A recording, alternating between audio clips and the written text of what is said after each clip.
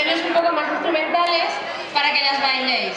Y seguro que todos los que estáis aquí abajo sabéis bailar el tintam. Y si no, lo podéis improvisar. Si hay un maestro de baile, que se ponga. Nosotros empezamos, os chufladors con tintam.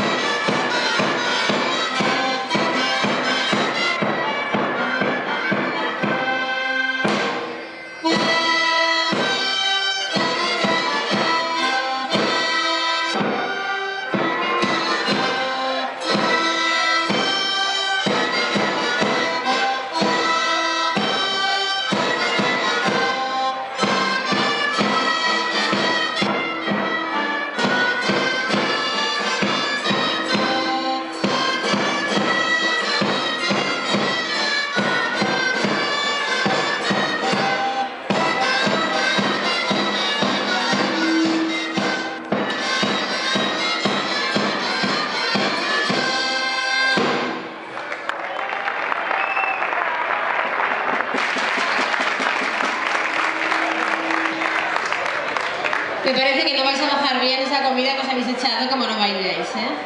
Venga, otra oportunidad para bailar. Los 7 saltos. 7 y saltando.